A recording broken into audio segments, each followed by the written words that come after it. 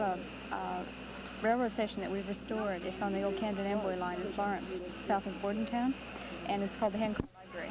And so we go and do local history interviews with people that used to work on the railroad around the state. You know, we're kind of collecting the history of the New Jersey Railroad, if we can, on videotape. It's not a commercial thing. It's, you know, just sort of a library museum that we have.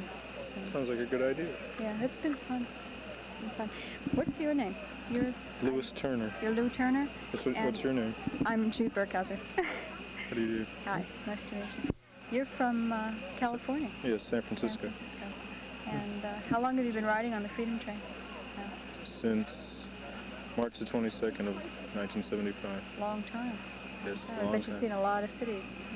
Yes, 106. 106. And Trenton is, what? 106, I think. 106th one? I kind of lost count. Yeah, after the first few. How did you come to become a crew? You're a crew member, right?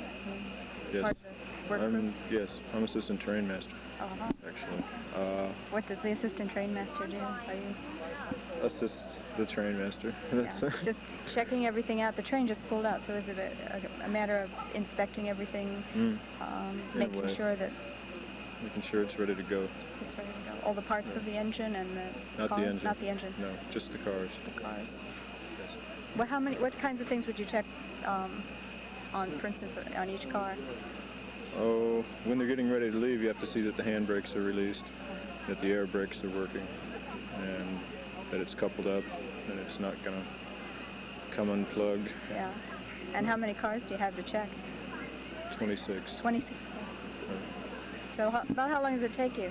When you're starting to leave, how many hours ahead of time do you have to begin to go through all that? I usually work in the morning on the day we're leaving up until about maybe 1 or 2 in the afternoon, and try to get whatever I have to do done in my personal things, and take a nap because I'm going to be up all night, and usually start about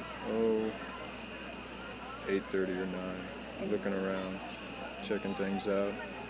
Do you work with right now we're on Penn Central tracks.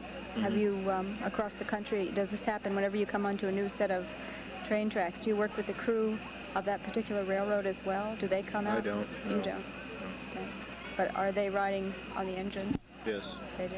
Yes, they do. They have a road crew that instructs our engineer as to track conditions and signal locations and things of that nature, and any restrictions they might put on speed or operation of the train. Now, where's the train going right now? The part that the engine. Eventually, or just right now? Right now, they're taking that whole string of cars back, and they'll take the steam engine and what we call the preamble cars, which are 5 old Reading commuter cars, off, and leave them down there in the freight yard down there somewhere. And they'll bring back the flat cars and the 2 baggage cars, because they have to load up everything in those. And when that's done, they'll switch them around a little bit, put one of the flats ahead, push back onto this, and pull this whole thing out. And then somehow we're going to get something turned around. I don't know which part. It's either this part or the other part. The other side. And they'll put us all together. And we're supposed to leave about 2. 2 this morning you'll be pulling out. And you're headed for where? I don't exactly know how to pronounce it. Asbury Park? That's right. Yeah. You're going to be in there tomorrow morning, I guess. Right. Open at 6 p.m. I believe. I started to ask you, how did you come to ride on the train in the first place, or how did you get involved in railroads? That's probably a bigger question. I never worked for the railroad before I worked for this. No. I was working as a plumber in California, and in Richmond, California. And we were having a lot of labor problems, so I quit my job as a plumber, and I went to the State Department of Employment, and I asked them to get me a job, and they sent me down to the Freedom Train project, which was building half of these cars in Richmond, California. And I worked very hard for them, like 75 or 80 hours a week, and they asked me if I wanted to go with them when they got it all together, so I said yeah. And that was it, huh? You had no interest really in trains. It just sort of happened by way of working on the pipes and things for the engine. Were they building, or just the for the cars? Yes. 8:30 p.m. KAB 0496.